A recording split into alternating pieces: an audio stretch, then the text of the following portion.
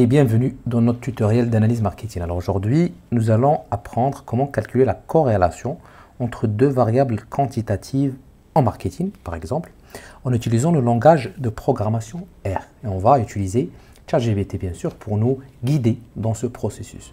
Donc la corrélation, c'est quoi? C'est un outil puissant qui nous permet de comprendre les relations entre différentes variables. Dans le domaine du marketing, il est essentiel de savoir comment deux variables sont liées, comme dans d'autres domaines aussi. Car cela va nous permettre, par exemple, de prendre des décisions éclairées et bien sûr maximiser l'efficacité de la décision. C'est-à-dire, est-ce que, par exemple, la publicité augmente les ventes? Est-ce que la publicité augmente les visites sur le site internet, etc. Ce genre de questions, c'est la corrélation qui nous permet de répondre à ce type de questions. Donc, sans plus attendre, on va se plonger dans le monde fascinant de l'analyse de corrélation en marketing, on va utiliser ChatGPT. Alors, ce que je vais lui dire, regardez, un prompt très simple.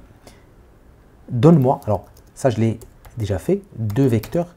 Ça je vous conseille à chaque fois d'écrire vecteur pour ChatGPT. Quantitatif, alors on va faire aujourd'hui uniquement l'analyse pour deux variables quantitatives. Vecteur c'est variable. Donc vecteur quantitatif en marketing, voilà, et calcul,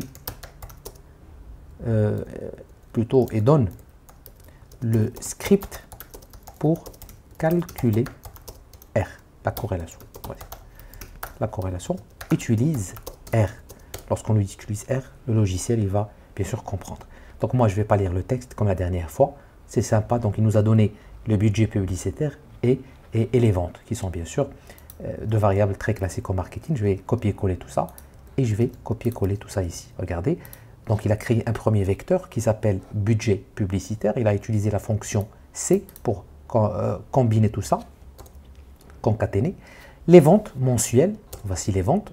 Et bien sûr, il a utilisé uniquement la fonction core. Il a mis tout ça dans un objet qui s'appelle corrélation. Vous pouvez le nommer comme vous le souhaitez. Première variable, deuxième variable. L'ordre ici n'a pas d'importance dans la corrélation.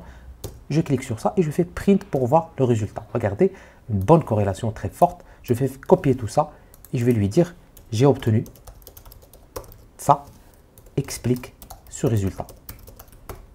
Et là, il va bien sûr me guider dans le résultat. Qu'est-ce que ça veut dire? Donc voilà, indique une corrélation positive très forte entre les deux variables.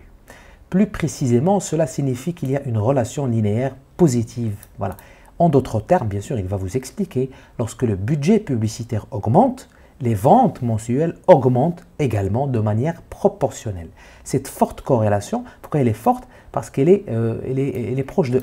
Suggère que le budget est un bon prédicteur. Il est essentiel de garder à l'esprit que la corrélation ne signifie pas une relation de cause à effet. Ça ne veut pas dire que parce que j'ai fait la pub, que j'ai causé les ventes. C'est ça ce qu'il veut dire. Mais qu'il y a en tout cas un lien, etc. Donc là, je pense qu'on a préparer les données grâce à ChatGPT, on a bien sûr calculé la corrélation et on a interprété. Voici une bonne interprétation de ce résultat. Donc voilà, félicitations, vous venez de maîtriser le calcul de la corrélation en marketing à l'aide de R.